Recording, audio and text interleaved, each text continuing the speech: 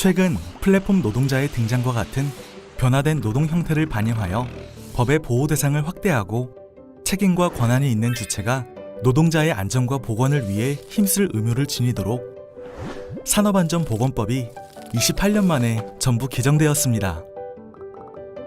그럼 지금부터 달라진 산업안전보건법 10가지에 대해 알아볼까요?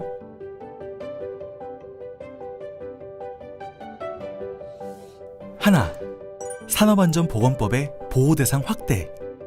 개정된 법에서는 보호대상을 근로자뿐만 아니라 특수형태 근로종사자, 배달 종사자를 포함하여 노무를 제공하는 자로 확대하였습니다.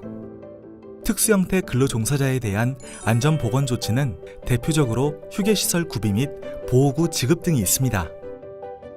또한 특수형태 근로종사자 중 건설기계 운전자, 골프장 캐디, 택배기사, 퀵서비스 기사, 대리운전 기사 등 5개의 직종은 최초 노무 제공 시 교육을 받아야 하는데요.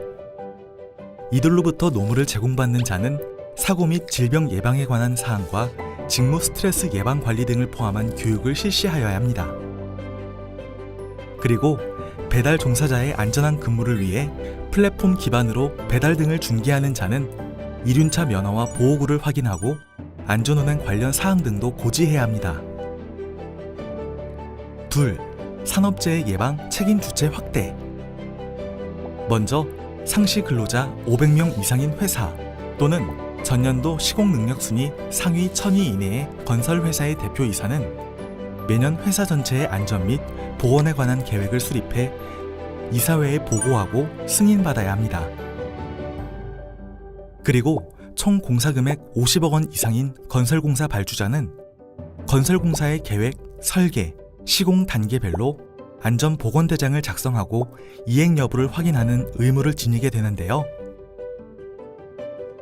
따라서 건설공사 발주자는 계획 단계에서 기본 안전보건대장을 작성하고 이를 설계자에게 제공하여 설계 안전보건대장을 작성하도록 하며 마지막으로 최초 건설공사 수급인에게 공사 안전보건대장을 작성하게 하고 이행 여부를 확인해야 합니다.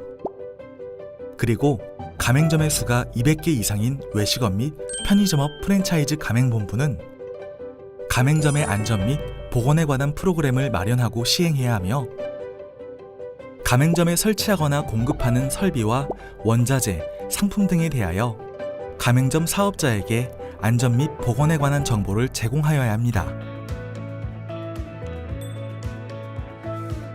셋, 유해 위험 작업의 사내 도급 제한. 도금 작업 등의 작업은 기존에는 고용노동부 장관의 인가를 받으면 도급이 가능한 작업이었는데요. 이는 유해 위험성이 매우 높고 단기간에 직업병을 발견하기 어려운 특성이 있어 사내 도급을 금지하였습니다. 넷, 도급 승인 대상 작업.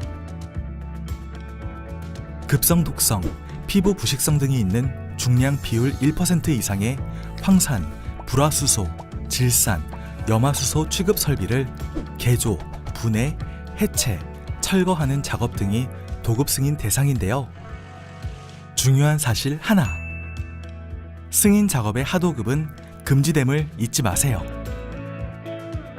다섯, 도급인의 책임 강화. 도급인이 안전보건 조치를 실시해야 하는 범위가 도급인의 사업장 내 모든 장소와 사업장 외 도급인이 지배 관리하는 21개 위험 장소로 확대되었는데요. 도급인은 이와 같은 장소에서 일하는 자신의 근로자와 관계수급인 근로자의 산업재해 예방을 위해 도급인으로서 안전보건 조치 등을 실시해야 할 의무가 있습니다. 여섯, 건설업 안전보건 관리체계 강화. 먼저 건설업 안전관리자 선임 대상 공사 규모가 종전 120억 원 이상에서 50억 원 이상으로 확대되었고요. 안전보건 조정자 선임도 기존에는 전기공사 또는 정보통신공사와 함께 이루어지는 건설공사만 대상이었으나 이번 개정으로 2개 이상의 모든 건설공사로 확대되었습니다. 그리고 건설공사 도급인은 사업장에 타워크레인 등이 설치, 작동하고 있는 경우 안전 및 보건 조치를 실시해야 합니다. 또한 작업 전에 기계 소유주 또는 대여자와 함께 합동 안전 점검을 실시하고 작업 계획서, 운전 자격 등도 잊지 않고 확인해야 합니다. 만약 기기 결함 등으로 인한 위험이 예상되는 경우에는 작업 중지 조치를 실시해야 합니다. 그리고 앞으로는 타워 크레인 설치 해체를 하기 위해 요건을 갖춰 등록해야 하며 등록한 자만이 작업 가능합니다. 7. 화학물질 안전관리 강화. 물질 안전보건 자료를 작성하고 제출해야 하는 자를 대상물질 양도 제공자에서 대상물질을 제조하거나 수입하려는 자로 변경하였습니다. 또한 기업이 영업비밀을 이유로 화학물질의 명칭과 함유량을 공개하지 않기 위해서는 고용노동부 장관의 사전 승인을 받아야 하며 이때에도 대체 명칭과 대체 함유량을 기재함으로써 그 위험성을 유추할 수 있도록 하여 근로자의 알 권리를 보장하였습니다. 그 외에도 허용기준 이하 유지 대상 유해인자의 발암성, 생식 독성, 변이 원성 등 직업병 발생의 우려가 있는 화학물질 24종을 추가로 지정하였습니다.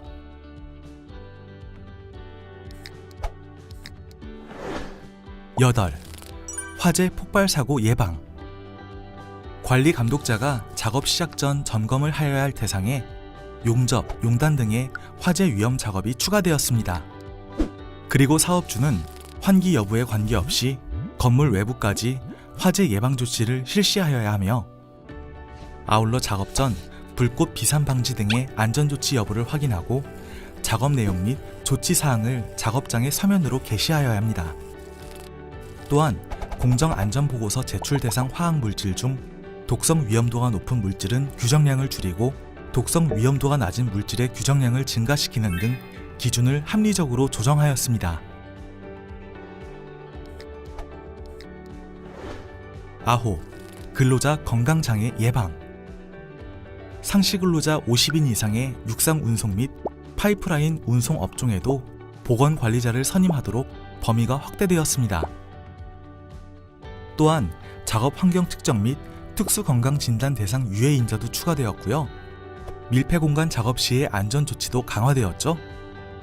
산소 및 유해가스 농도 측정은 미리 하는 것에서 작업 시작 전에 하는 것으로 그 시기를 명확하게 규정하였습니다.